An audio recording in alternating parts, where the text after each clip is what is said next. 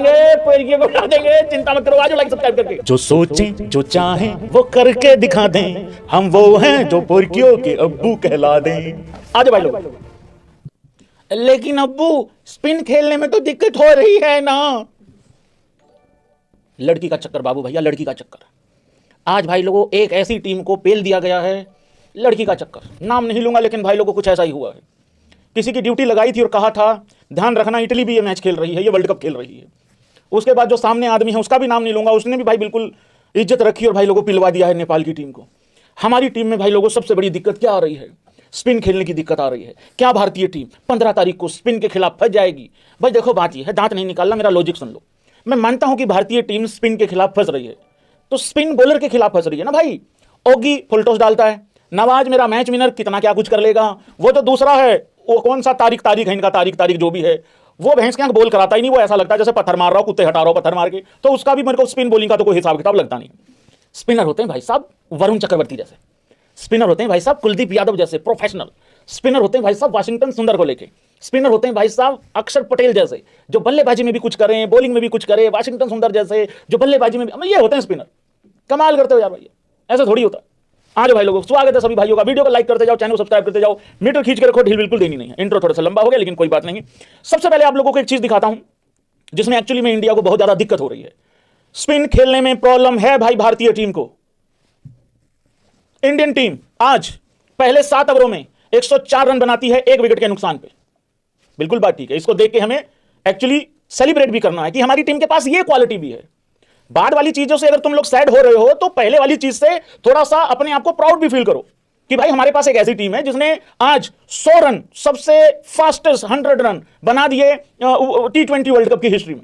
इससे तेज तरार 100 रन किसी ने नहीं बनाया आज तक भाई लोगों। उसके बाद अगले 7 ओवरों में थोड़ा गड़बड़ रहा, थोड़ा सा मामला पेचीदा रहा यहां पे। हालांकि मैंने एक अलग कैलकुलेशन यहां पे निकाल रखी है। आखिरी के ओवरों में बहुत ज्यादा कुछ अच्छा हुआ नहीं है। मैं एक कैलकुलेशन आप लोगों को बताता हूं भाई लोगों बहुत अच्छे तरीके से। देखिए भारतीय टीम ने 103 रन बना लिए थे 6.5 ओवरों में, ठीक है। इसको लेके थोड़ा एप्रिसिएशन होनी चाहिए। भारतीय टीम का दूसरा विकेट गिरा जब 104 रन थे 7.1 में। भाई लोगों अगले 7 ओवरों में 14.1 में हमारा टोटल था 156, वाइड वगैरह बॉल आई और वो सारी चीजें हो के हमने अगले 7 ओवरों में रन बनाए भाई लोगों 52, विकेट खोई हैं 2। और आखिरी में भाई लोगों आप लोगों को पता है फिर बहुत ज्यादा अच्छा कुछ हुआ नहीं।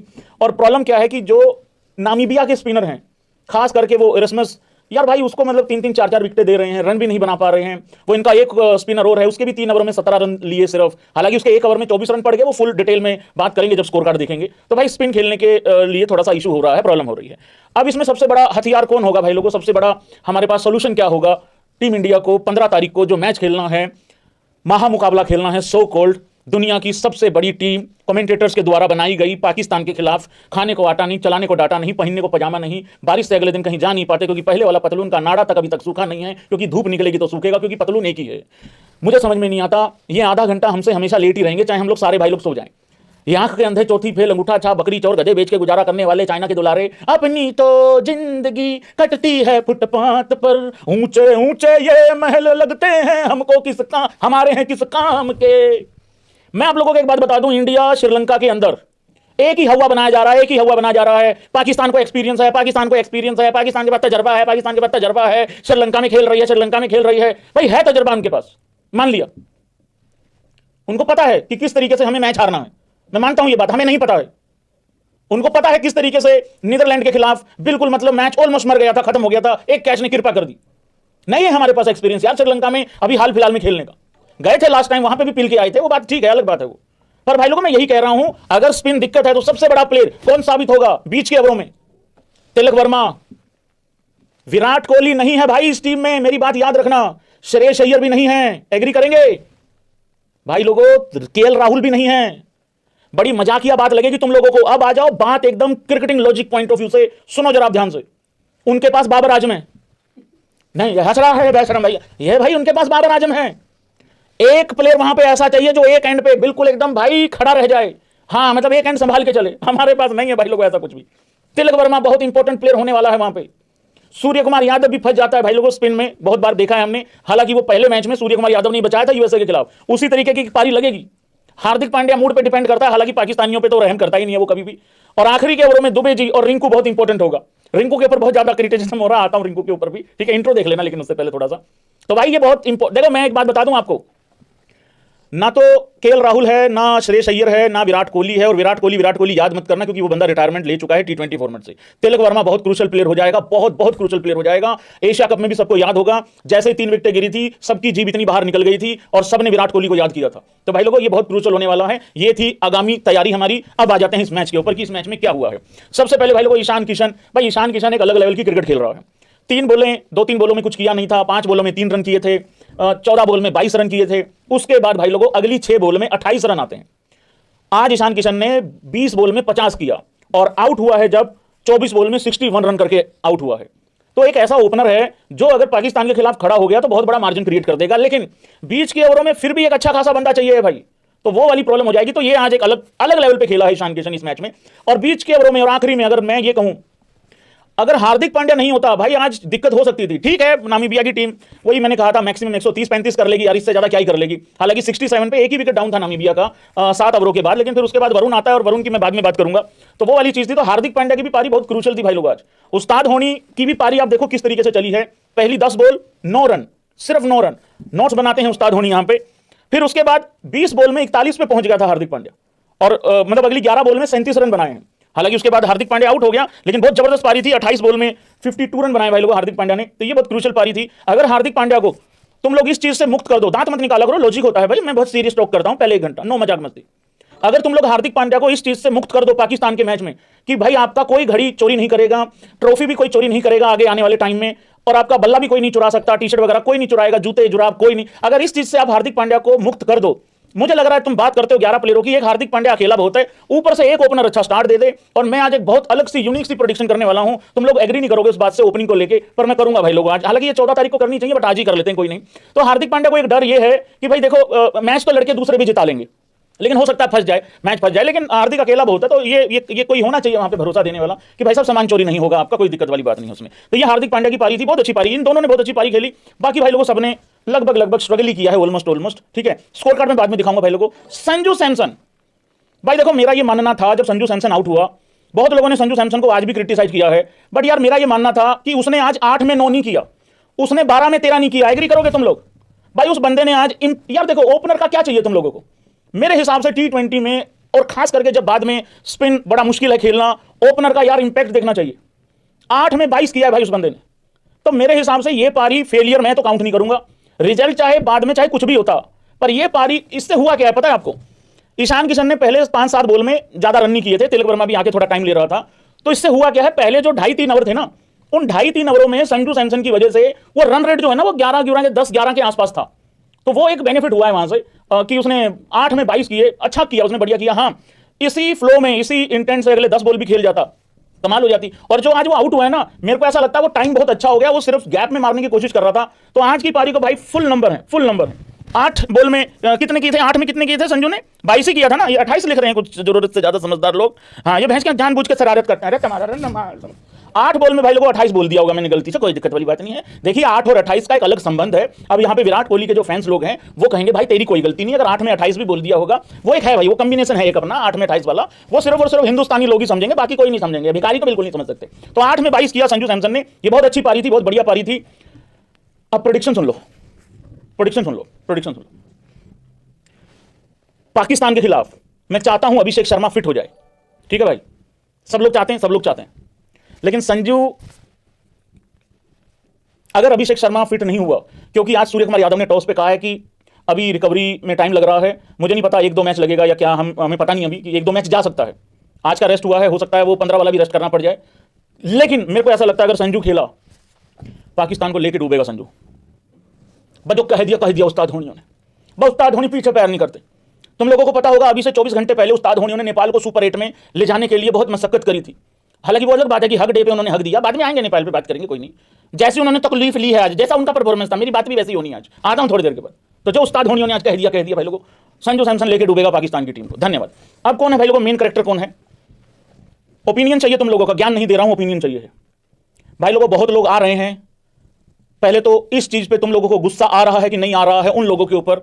भाई मेरे साथ हर बार ऐसा होता है, इंडिया पाकिस्तान के मैच से पहले लोग आते हैं, शर्त लगाते हैं, कहते हैं शर्त लगा लो, जीतेगा तो पाकिस्तान ही। इन लोगों का क्या करना है भाई? मेरे हिसाब से इन लोगों का 15 तारीख को ही हिसाब करेंगे रात को बैठ के, इनका भी और पाकिस्तानियों का भी। पाकिस्तानी लोग नहीं कह रहे कि एक तरफा हरा देंगे, ये कर देंगे या शर्त लगा लो। हमारे ही देश में बैठे हुए लोग इस तरीके के आके कह रहे हैं कि शर्त लगा लो पाकिस्तान जीतेगा। मतलब उन लोगों को ना ईशान पे भरोसा, ना अभिषेक पे, ना संजू पे, ना तिलक पे, ना स्काई पे, ना हार्दिक, ना रिंकू, ना दुबे, ना अक्षर, ना बुमराह, ना हर्ष, ना सिराज, ना वरुण, ना आपका कुलदीप यादव। भाई किसी पे भी मतलब इन लोगों को भरोसा नहीं है, हर्षदीप पे भरोसा नहीं है इन लोगों को। और एक तरफ जब इंडिया 260-70 बनाती है तब ये ऐसे हा हमारे जैसा कोई नहीं है, तो ये मेरे को फिट नहीं बैठ रहा है। मेरे हिसाब से भाई लोगों, इन लोगों को, मेरा तो मन करता है इनके मैं तो ऐसे मन कर रहा है भाई, पर क्या करें भाई लोगों, मेरी भी मजबूरी है, नहीं कर सकते भाई लोगों। सारे भाई लोग साथ में मिलकर भाई बस कह दिया भाई, कह दिया। तो भाई ये लोगों ने परेशान कर रखा है। दूसरी तरफ, और गलती इनकी भी नहीं है बेचारों की। आप हिंदी कमेंटेटर्स को देख लो, मैंने थोड़ी देर पहले कमेंट्री सुनी। पहले तो मैं वो चलोंग कर रहा था भाई, 70% तो वो चलोंग में चला जाता है। तो जब मैंने थोड़ी सी कमेंट्री सुनी, भाई वो फाड़ने पे लगे हुए हैं। मेरे को लग रहा है उनके कॉन्ट्रैक्ट में लिखा गया है कमेंट्री करनी, साथ में ऑडियंस की फाड़नी है। बार बार डराए जा रहे हैं, तो इनकी बेचारों की गलती नहीं है, लेकिन भाई लोगों को डरने की जरूरत नहीं है बिल्कुल भी। मैं आपको मेक श्योर कर रहा हूं कोई नहीं फटेगा इनमें से, पाकिस्तानियों में से। मेरी बात हो गई है, मत डरो। डर डर हाय डर, भाई किस किस को डर लग रहा है वो ऐसे करना जरा एक बारी। और जिसको लग रहा है कि मेरा एल डर है वो यूं कर दे। डरने की कोई जरूरत नहीं भाई। देखो ना तो उस्मान तारिक जो है वो नंगे तार लपेट के आ रहा है अपने शरीर पे कि आते ही तुम्हारे गले लग जाएगा। हालांकि एक और अलग ड्रामा है, हाथ मिलाएंगे कि नहीं मिलाएंगे ये कर, यार दे दियो इनके पाकिस्तानियों के, जो भी हाथ में लेना चाहते हैं दे दो, कोई बात नहीं। टच करना चाहते हैं अमीर लोगों को और कोई दिक्कत नहीं। तो मेरे को नहीं लगता कोई ज्यादा डर है। ओपनर में इनका ये है कि दोनों ओपनर अच्छे हैं, अच्छा खेलते हैं, इंटेंट से खेलते हैं, उनका स्ट्राइक रेट अच्छा होता है, तो वो भी एक चीज अच्छी है। हो सकता है 2 ओवर उनके फेवर में चले जाए। भाई देखो क्रिकेट है, हमें देना चाहिए ऐसा मार्जिन उनको। आज उस्ताद जी बहुत बैलेंस बात कर रहे हैं। हो सकता है 2 ओवर भाई, हो सकता है डॉक्यूमेंट्री चौके छक्के मार दे वहां पे वो जो है फरहान, हो सकता है भाई वो सैम आयूब, हो सकता है 2-3 चौके छक्के वो भी मार दे। तो 2 ओवर अगर उनके फेवर में चले भी गए तो 2 ओवर हमारे फेवर में भी आ सकते हैं, कोई दिक्कत नहीं। और दूसरी सबसे बड़ी बात, मोस्ट इंपॉर्टेंट बात यह है, हाँ या ना करो जरा एक बारी, सारे आओ रूबरू हो जाओ, एक बारी चैट में आ जाओ। पूरे मैच का एक सार देके जा रहा हूं। 2026 में जो इंडिया पाकिस्तान का मैच होने वाला है 15 फेब को, जो भी टीम 7 ओवरों से लेके 15 ओवरों के बीच में डोमिनेट करेगी वो टीम जीत जाएगी।